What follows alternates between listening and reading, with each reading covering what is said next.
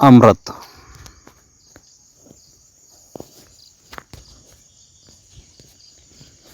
तो मांडे एवढा नाग जीवाला कडकडून चावू लागला.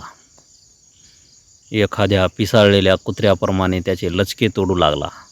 निम्मा साप दोन्ही हाताने धरून जीवा त्याला हसडू लागला. माझं काळीज थरारलं. मी हातात फरशी कुऱ्हाड घेऊन नुसता पाहत राहिलो. माझ्या पुढे अंधार दाटला आणि जीवा एकटाच मरणाशी लढू लागला. शिवार धुंद भासत होतं. झाडं झुडपं पानांनी बहरली होती. पावसानं झोडपलेली धरणी अजून धापा टाकीत होती. ओल झिरपत पाताळात निघालं होतं. रानात एकूण एक जांभळ पिकली होती. ते जांभळाचे दिवस होते. पोरांना जांभळाची तलफच होत होती. गावची सारी पोरं जांभळावर तुटून पडत होती. साऱ्यांच्या पैरणी डागाळल्या होत्या. कैकांच्या जिभा जड झाल्या होत्या. कैकांचे घसे दोरटले होते. पाटलांच्या रघुला ह्या जांभळा वाचून अन्न खावत नव्हतं. तो ढेकरं येईपर्यंत जांभळं खात होता. भर उन्हात जांभळीवर दगड फेकीत होता. दणक्यात जांभळांची सरकंड लागत होती. मग दगडफेक बंद करून तो जांभळानं तोबरा भरीत होता. पुन्हा दगड सुरू. त्या नादात तो भान हरपला होता. जांभळीवरच्या त्या प्रचंड नागाला कधी टिप्पिरा बसला हे त्याला कळलं नाही. वरची जांभळं खाली कधी पडतात एवढंच तो पाहत होता आणि पकाना भरीत होता. दगडानं खवळलेला नाग चिडला. तो गुमान खाली उतरला. रघुला न दिसता झुडपांच्या आडून तो हळूच त्याच्या मागं आला. अगदी जवळ आला आणि पुढं जांभळाच्या नादाला लागलेल्या रघुवर त्यानं झेप घेतली. कडाडून चावा घेतला आणि पुन्हा अडचणीत शिरला. रघुनं बोंब ठोकली, मला साप चावला. आणि मग सारा पाटीलवाडाच बोंबलू लागला. एकुलता एक रघु निघाला. धावपळ झाली. मांत्रिक आला. रघुला देवळात नेण्यात आलं. लिंबाचा पाला वाटून रस पाजला, परंतु काहीच गुण आला नाही. घटकाभरानं रघु डोळे झाकले. उभ्या गावाला हादरा बसला. मला तो हादरा भलताच जाणवला. निरपराध मुलाचा बळी पडला. सर्प म्हणजे मूर्तिमंत मरण असा विचार करीत मी बसलो होतो. इतक्यात जीवा आला. अंगापिंडानं सडपातळ, मानेपर्यंत लांब केस, वर शुभ्र ऐटबाज पागोट, सावळा चेहरा, घारीसारखे तीक्ष्ण डोळे, अंगात पैरण, धोतर, खांद्यावर उपरणं आणि सदा हसतमुख आणि अत्यंत नम्र म्हणून जीवाची ख्याती होती. गोड गळ्यानं भजन गाणारा, एकदम आवाज चढून परंतु हसत बोलणारा एक शहाणा माणूस म्हणून मी त्याला ओळखत होतो.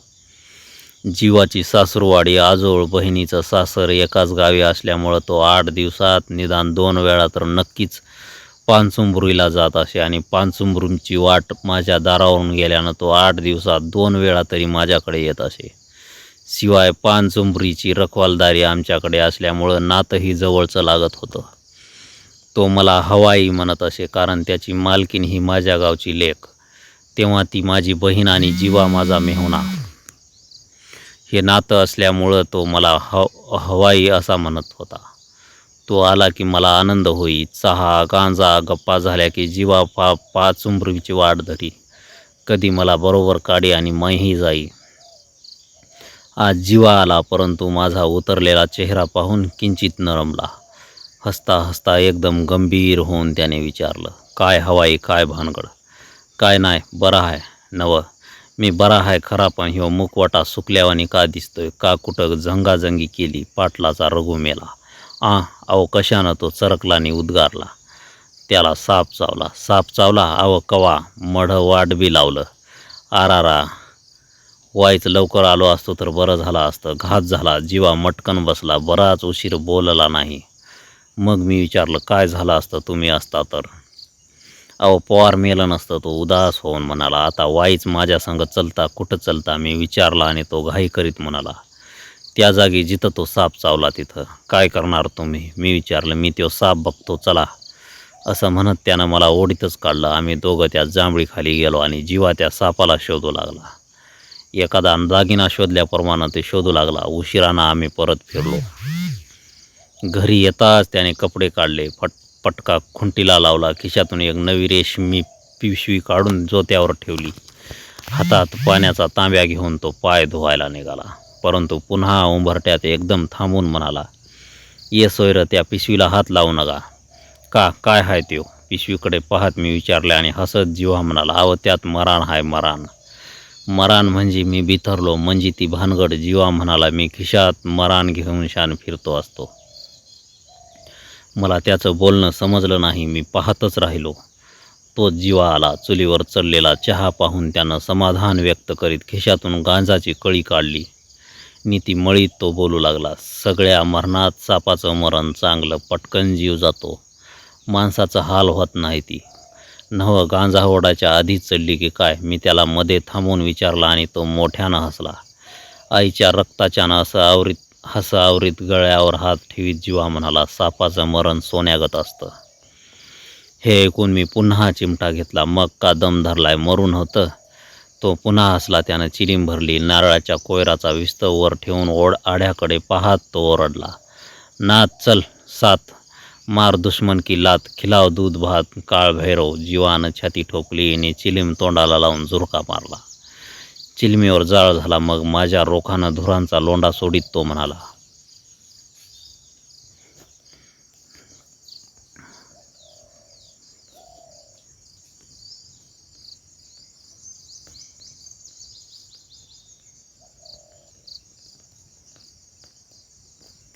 मारा की एक झुरका. मामाची नजर चुकून माझ्या नाकातोंडातून धूर शिरून माझं डोकं गरगरू लागलं. मी चहाचा कप पुढं करीत म्हणालो, बरं त्या 12 भानगडी मला सांगू नका. त्या पिशवीत काय तेवढं बाहेर काढा. खरंच की, असं म्हणून त्यानं चहानी गांजा संपून मग ती पिशवी घेतली आणि अगदी गंभीर मुद्रा करून जपून त्या पिशवीचं तोंड सोडलं. त्याबरोबर एक दाभणासारखा साप बाहेर आला. त्याला पटकन पकडून तो म्हणाला, ह्योला म्हणायचा बच्चा नाग. ह्यो चावला की माणूस पाणी देखील मागत नाही, पटकन मरतं. तो साप पाहून मी जरा मागं सरलो. आईच्या कपाळावर आठी उमटली. मी बिचकून पाहत प्रश्न केला, ह्यो कशाला पाळलंय? कशाला म्हणजे? हौशेनं व तो गुरकला. ही कसली हौस? मरायची, मी उद्गारलो. हौशेला मोल नसतं पाहून तो मुंडी डोलवीत बोलला आणि मी तरकटलो. ही कसली हवस? खिशात मरण घेऊन फिरायची, एखाद्या दिवशी मराल फुकट कुत्र्यावानी. जीवा काहीच बोलला नाही. त्यानं तो साप पुन्हा पिशवीत घातला. मग ती पिशवी उभरात खिशात घालून त्यानं पागोटं बांधलं आणि तो सासरूवाडीला निघाला. त्याला वाट लावून फिरताना मी हाक मारून सांगितलं, पाहुणं ती पिशवी सासऱ्याच्या खिशात हळूच घाला, कटकट जाईल. त्यावर तो मोठ्यानं हसला आणि गेला. मी परत आलो. आई चिडली होती. ती म्हणाली, ह्यो पोरावानी वागणं बरं नव्हतं. त्यो कसं पोर का खिशात साप घेऊन हिंडत्यात? मी म्हणालो. पुन्हा शब्द बदलून आई म्हणाली, म्हणजे येड्यावानी र. आता येडं तरी साप घेऊन फिरतं का? मी विचारलं. आई निरुत्तर झाली. ती म्हणाली, मग ह्याला जीवाला म्हणायचं तरी काय? जीवाला काय म्हणायचं हे मलाही कळत नव्हतं. अत्यंत विषारी, विद्रूप आणि साक्षात मूर्ती समान असलेल्या त्या प्राण्याबद्दल जीवाला भलतंच प्रेम वाटत होतं. कुठंही कधीही साप निघाला की धावत जात होता. जीवा धावत जात होता. कसलाही साप असो, तो त्याच्यावर डोळे झाकून झडप घेत होता. गरुडाचं आणि सर्पाचं जसं पटत नव्हतं, तसंच जिव्हाचं आणि सर्पाचं पटत नव्हतं. त्याला पाहून कसलाही सर्प असो की तो जीव घेऊन पळत असे आणि जीवा त्याला ताणून पकडत असे. जसा गाववला तसा धरून त्याला फिरवीत असे, मिरवीत असे. मग त्याचा चेहरा फुलत असे. तो विजयी मुद्रा करून त्या मूर्ती समान वाटणाऱ्या प्राण्याला कैद करून त्याची धिंड काढीत असे. ज्याचं नाव ऐकून लोक भयभीत होतात, तो चावण्यापूर्वीच माणसाचा जीव जातो, त्या सर्पाला जीवा चराटाप्रमाणे चिलबिलीत असे, परंतु साप त्याला कधीच चावत नसे. यामुळे लोक म्हणत जीवा मागच्या जन्मी मुंगास होता. कोण म्हणत जीवापाशी औषध आहे. कोण सांगतं मुंगोस हे सापाला मारतं, त्याचं तुकडं करून एक तुकडा खातनी परत सारं तुकडं जोडून एक मुळी आणून त्या सापाला परत जिवंत करतं. ती मुळीच जीवाला ठाऊक आहे, म्हणून तर तो मरत नाही. काहींचा कयास होता की एखाद्या दिवशी हा जीवा साप वाचावूनच मरणार आहे. परंतु मला काहीच उमगत नव्हतं. जीवाचं काय होणार? त्याच्याजवळ काय आहे? त्याला साप का चावत नाही आणि जीवाचा शेवट कसा होणार? दुसऱ्या दिवशी अंजूला बहिणीला घेऊन जीवा आला. अगदी हसत आला. जसा गेला होता तसाच आला. अंजू पाणी पिऊन पुढं माहेरी निघाली. जीवानं चहाची टुंगी काढली. त्यानं गांजा भरला आणि धुंद होऊन तो निघाला. बोलता बोलता मीही दारात आलो. मी विचारलं, पाहुणं त्यो कालचं सोनं कुठं आहे? टाकलं पानझुंबरीच्या एका वारुळात. अहो तेव्हा का, मी म्हणलो, तेव्हा सासऱ्याच्या घरात सोडायचं होतं. हे ऐकून ती दोघं बहीण भावंडं हसली. मी बराच पुढं गेलो आणि हळूच पुन्हा म्हणालो, पाहुणं एक गोष्ट विचारा की एक का दोन विचारा. नव्ह तुम्हासनी साप चावत नाही ते का, चावतो की मी का दगडी आहे, मग तुम्ही मरत नाहीसा. मी पुन्हा त्याला विचारलं. माझ्यापाशी औषध आहे. जीवा गंभीर होऊन म्हणाला, नाहीतर मी काय दगड आहे. मग ते औषध मला सांगा. मी म्हणालो, ते औषध मला पाहिजे, त्याचं नाव सांगा. हे ऐकून त्याचा चेहरा खर्रकन उतरला. बराच उशीर तो काहीच बोलला नाही. विचारमग्न झाला. मग पुन्हा मी विचारलं, काय विचार करताय? सापाच्या औषधाचा. तो म्हणाला, ह्यो बघ, तो घोटाळा आहे. म्हणजे असं की ते औषध असं कवा बी सांगायचं नसतं. त्यानं ओढवाओढवी सुरू केली आणि मी आवाज चढवला, ते काही लगीन नव्हं. मी म्हटलं, औषधाचं नाव सांगा, येळणी वकूत कशाला. त्याचं असं आहे. तो मला विश्वासात घेऊन हळू म्हणाला, पुनव दिशीच तो सांगावं अशी माझ्या गुरुनं मला ताकीद दिली या देवाच्यानं. म्हणजे पुनव दिशी सांगाल म्हणता. मी म्हटलं, आरीच्या तुम्ही का कोण परक आहेसा, असं म्हणून त्यानं पाय उचलला. ती दोघं आपल्या गावी गेली आणि मी घरी आलो. पौर्णिमा कधी येतो याचा विचार केला. त्या दिवसापासनं मला सर्पदंशावर चालणारी ती दिव्य औषधी समजून घेण्याचा जणू ध्यासच लागला. ते औषध आपणाला माहीत व्हावं आणि आपणही कैक माणसाचे प्राण वाचवावेत असं मला वाटू लागलं. त्याबरोबर त्या सर्पजातीची मला भलतीच दहशत बसली आणि चुकून जरी पाय लागला तरी क्षणात माणसाचा प्राण घेणाऱ्या त्या सर्पांना पकडणारा तो जीवा मला एखाद्या महारथीसारखा वाटू लागला. मी मनातल्या मनात जीवाचं कौतुक करू लागलो. धैर्य असावं तर असं, माणूस असावं तर असा. मी जीवाची वाट पाहत होतो. पौर्णिमा कधी येते यासाठी दिवस मोजत होतो, परंतु नेमकं उलटंच घडत होतं. पौर्णिमेच्या दिवशी मला जीवाची आठवण होत नव्हती. कधी मला नकळत पौर्णिमा येऊन जात होती, तर कधी पौर्णिमेच्या दिवशी जीवा येतच नव्हता. पौर्णिमा, जीवा आणि मी याची कधीच गाठ पडत नव्हती. ज्या दिवशी पौर्णिमा असेल त्या दिवशी जीवा येत नव्हता आणि जीवा येत असे त्या दिवशी पौर्णिमा नसायची. मला ते औषध मिळत नव्हतं आणि कळत नव्हतं. माझी आतुरता वाढत होती. जीवाचा उदोपव्याप चालूच होता. तो मोठमोठाले सर्प धरीत होता. सर्पदंशानं मरणाऱ्या माणसांना वाचवीत होता. दूरदूरचे सर्पपीडित लोक जीवाकडे धाव घेत होते. त्याची ख्याती वाढत होती. परंतु तुम्ही का कोण परक आहेसा असं म्हणून गेलेला तो जीवा मला मात्र ते औषध सांगत नव्हता. 24 पौर्णिमा आल्याने गेल्या. मला त्यानं बेमालूम चकवलं. माझं मन दुखवलं. मला त्याचा राग येऊ लागला. तुम्ही का कोण परक आहेसा असा म्हणणारा हा माणूस मतलबी आहे अशी माझी खात्री झाली आणि त्या औषधीचं रहस्य उघड करण्याचा मीही निश्चय केला. वाटेल ते करायचं, परंतु जीवाच्या पोटातील ते रहस्य बाहेर पाडायचंच असा माझा निर्धार झाला. अगदी सर्प डोई पडावा तसा मीही त्याच्या डोई पडलो. एके दिवशी मी पौर्णिमेलाच त्याच्या गावी गेलो, परंतु त्याच दिवशी जीवा पंढरीला गेल्याचे मला समजले आणि मी पुन्हा निराश होऊन परतलो. पुढं तो मला टाळू लागला, चुकू लागला. अस्सल नागावर घालून घेणारा तो मला पाहताच बिचकू लागला. वाट वळती करून सटकू लागला. माझ्या घरी येणं त्यानं कमी करीत बंद करून टाकले. माझी त्याने दहशत घेतली आणि मीही कुऱ्हाडीत दांडा ठोकून तयार झालो. त्याच्या पाळतीवर पडलो. पानसुपरीच्या वाटा मी रोखल्या. जीवाची नाकेबंदी झाली. पौष महिन्याचं नरम ऊन फारच नरम झालं होतं. सूर्य पश्चिमेच्या बाजूवर कलता झाला होता आणि पौष महिन्यातील चावरी थंडी वाऱ्यावर आरोढ झाली होती. थंडीच्या नाजूक स्पर्शानं शिवार सजला होता. एकूण एक वृक्षाला नवा साज चालला होता. 18 बहार तरुवर निश्वास टाकीत होता. पिकं येऊन झळझळीत झालेल्या जमिनी आकाशाकडे तोंड करून निश्चल पडल्या होत्या. रान फुलांच्या परिमळानं वातावरण उजळ झालं होतं. मी आपलं घोडं लक्ष्मीच्या पांदीनं घराकडे काढलं होतं. घोडं तुर्की चालीवर निघालं होतं आणि माझ्या घराची वाट वर्जून जीवा त्या पांदीनं पानचुंबरीला निघाला होता. मला पाहताच तो थांबला आणि मी घोडं आवरलं. त्याबरोबर चोरासारखा चेहरा करीत तो हसला आणि म्हणाला, कसं काय हवाय, वारू कुठं नेला होता? त्याचा तो निर्मळ हसरा चेहरा पाहून मी सारंच विसरलो. घोड्यावरून उतरून मी विचारलं, घराकडं नाही गेला? नाही, उशीर होईल आणि डोळ्याच्या उजेडानं जावं म्हणून आलो झटकन. जीवा म्हणाला, चला घराकडं. मी म्हटलं, नका, आता चलतो. तो गयावया करीत उद्गारला, चला की, मी येतोय पानचुंबरीला. मी स्वर चढवला आणि जीवा म्हणाला, मग चला की, फिरवा वागदळ मागं. मला हसू आलं आणि म्हटलं, नगा, मी हे घोडं बांधून चालतो. गोड बांधून कुऱ्हाड घेऊन मी जीवाबरोबर पानसुमरीला निघालो. जीवा माझ्या मागं चालत होता. माझ्या डोकीत ते औषध नाचत होतं. ते मला कसं कळेल, हा कसं सांगेल, ह्यासाठी काय करावं याचा मी विचार करीत होतो. तुम्ही भलताच नखरा करता. जीवानं माझी चेष्टा सुरू केली. तो रंगात आला. नखरा कसला केला म्या विचारलं. मी कुऱ्हाड कशाला घेत असा? तो म्हणाला, मी संधी शिपाय हाय आणि सरळ बोटानं तूप निघत नसतं, वाईच वाकडं करावं लागतं. हे ऐकून तो एकाएकी गप्प झाला आणि गुमानच चालू लागला. आम्ही आमची हद्द मागं टाकून पानसुबरीच्या शिवारातून निघालो. माळरान मागं गेलं आणि पानसुबरीच्या कालवट लागलं. मैलभर पुढं पानसुबरी उरली. त्याबरोबर जीवानं पायांना गती दिली. नव्ह ते औषध तुम्ही सांगणार का नाही? मी आपलं खुरपं पुन्हा लावलं आणि तो चमकून म्हणाला, हे बघा आव कृष्णामाईच्यान. पुनव दिवशीच ते सांगायचं असतं, नाहीतर मी काय खोळा आहे खोय.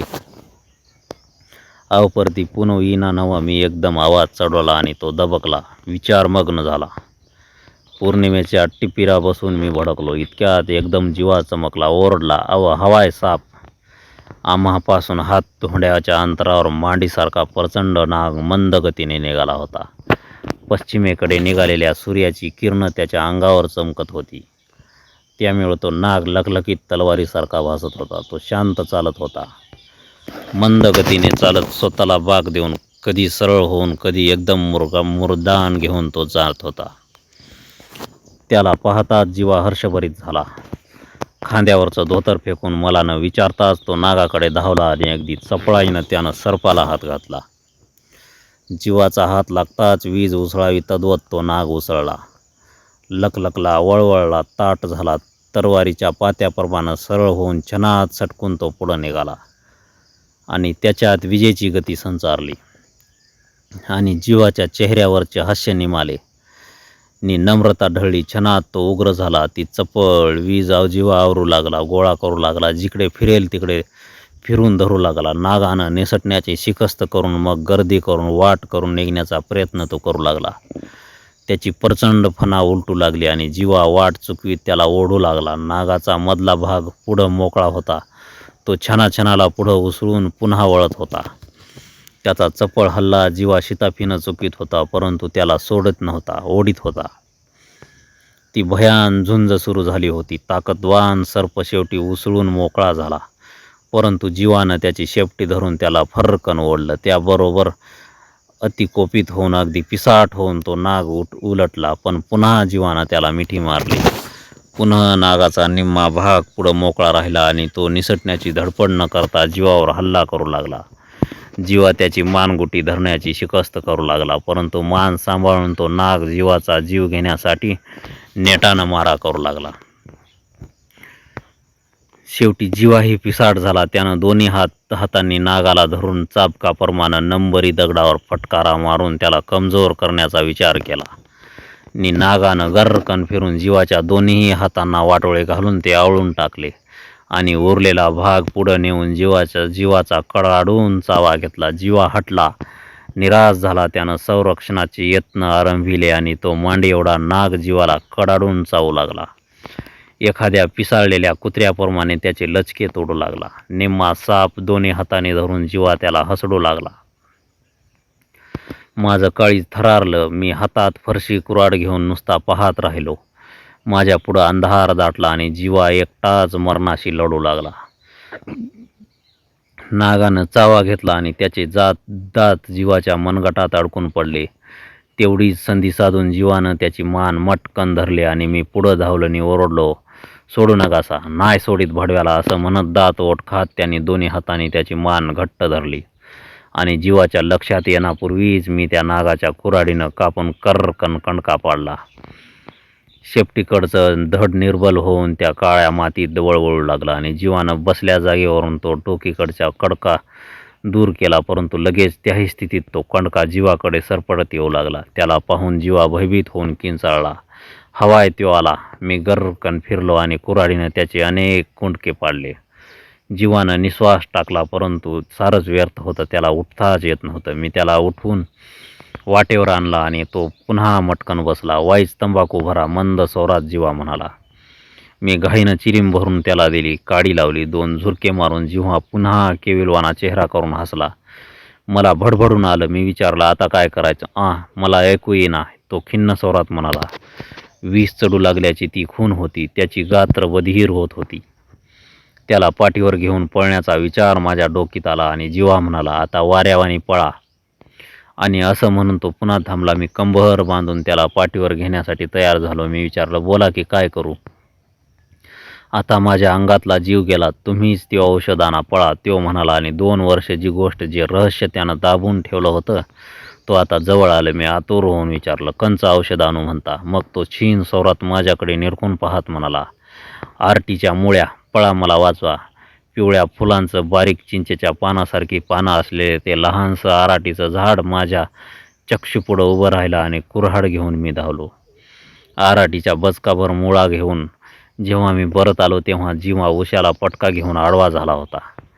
त्याला दरदरून घाम फुटला होता. मी त्याला उठवून बसवला तेव्हा त्याची हालचाल खुंटली होती.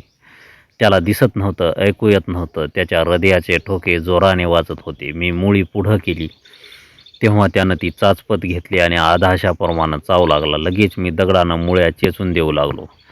हळूहळू त्याला दिसू लागलं, ऐकू येऊ लागलं. मग त्यानं ढेकर दिला. त्याची झापड उतरली. समोरच्या त्या मुळ्या बघून तो म्हणाला, एवढ्यानं नाही भागायचं. मी पुन्हा जाऊन मुळ्या आणल्या. पुन्हा त्यानं गिळून टाकल्या. उशिरानं त्याला एक ढाळ झाला. मग तो माझ्याकडे पाहून हसला. पुन्हा मी तंबाखू ओढली. माझ्या उरावरलं मोठं वजं दूर झालं. इतक्यात तो घाबरा झाला आणि म्हणाला, हवाय परत चढतंय, मुळ्या आणा. पुन्हा मी त्याला मुळ्या आणल्या. पुन्हा त्या जीवानं चावून गिळल्या. थोड्या वेळानं तो पूर्ववत झाला आणि हसला. स्वतःचा पटका स्वतःच बांधून तो उठला आणि चालू लागला. ओढ्यात जाऊन त्या जखमा त्यानं धुवून टाकल्या आणि तो निघाला. अगदी काहीच घडलं नाही अशा थाटात चालू लागला. सूर्य बोडत होता. त्याची कोवळी किरणं भूमंडळावर रेंगाळत होती. थंड वारा भिरभिरत होता. जीवाला नवा जन्म आला होता. त्याचंच मला समाधान झालं होतं.